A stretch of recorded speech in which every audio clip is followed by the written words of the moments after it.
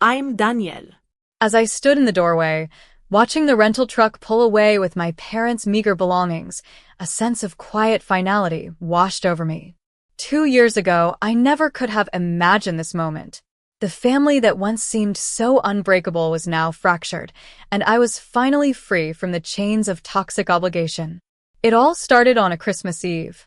I had just finished a grueling 14-hour shift at the hospital. The holiday spirit was long gone, replaced by the weight of other people's tragedies on my shoulders. I was looking forward to a quiet night, thinking my 16-year-old daughter, Olivia, was at my parents' place for their annual Christmas Eve dinner. When I opened the door to my house, the soft lamplight revealed Olivia curled up on the sofa, still in her winter coat. There was an untouched plate of food and a container of cookies she'd made for her grandparents on the coffee table. My heart sank as I saw the crumpled dress under her coat, the one she'd spent weeks choosing for this special dinner. As I knelt beside her and asked what had happened, she told me in a voice that cracked with pain. Grandma, my mother, Evelyn, had opened the door and said they weren't expecting her until I arrived. There were 26 people at the table, neighbors, Dad's cousins, and Grandma's bridge club friends. There was no place for her. She'd driven herself there in the car she'd only had for 3 months, full of hope and excitement, only to be turned away. I'd always been the peacekeeper in the family. My father, Henry, was a passive man who always went along with my mother's decisions. And my sister, Carol, was complicit in their actions. For 8 years, I'd been paying the mortgage and utilities for the house my parents lived in. I'd bought it when my father lost his job, and they were facing foreclosure. But all my efforts were met with criticism. They said I'd abandoned the family for my nursing career. After Olivia told me what had happened, something inside me snapped. I realized that I'd been enabling their toxic behavior for far too long. I'd been sacrificing my daughter's well-being to keep the peace. That night, I decided that enough was enough. The next morning, I went through the records in my home office. I showed my husband, David, that the house was solely in my name.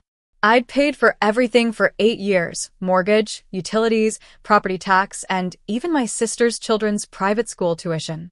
Meanwhile, Olivia had learned to keep her wishes modest. Our attorney friend, Lisa, came over. She told me that since my parents were essentially tenants without a formal agreement, I could file a 60-day notice to vacate. At first, I hesitated, the ingrained guilt rising up. But then I thought of Olivia, and I knew I had to do it. My decision didn't go unnoticed. My mother tore up the eviction notice and tried to manipulate me, offering to forget everything if I paid for my niece's robotics camp. I said no, a word that had taken me so long to find. The voicemails and messages from extended family started pouring in, trying to make me feel guilty. But I stood firm. On day 35, the process server delivered the certified eviction notice at a family Sunday dinner at Carol's house.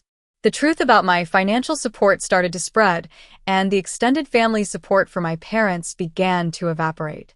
On day 45, Carol asked to talk to me alone. She tried to guilt-trip me, saying it would break our mother's heart and that they needed more time.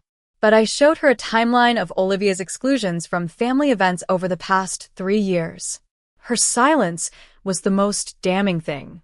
I told her the eviction stood, and the financial support ended. As the eviction deadline approached, my mother orchestrated a family intervention. They all came to my house, quoting the Bible and trying to make me feel like I was the one in the wrong. But I remembered David's words and Olivia's strength. I knew that giving in would mean a lifetime of continued abuse. Finally, on the last day, my parents arrived to move out. My father even seemed to have a moment of recognition, saying they should have treated Olivia better. After they left, I closed the door, knowing that a new chapter had begun. Now, 2 years later, Olivia is a confident young woman. She's looking at colleges, and her eyes are full of hope. Our home is filled with friends and supportive relatives. There are no more empty chairs at our table and no more toxic family dynamics. I've learned that sometimes the kindest thing you can do for yourself and your loved ones is to set boundaries. And I'm proud to say that I've finally found the courage to do just that.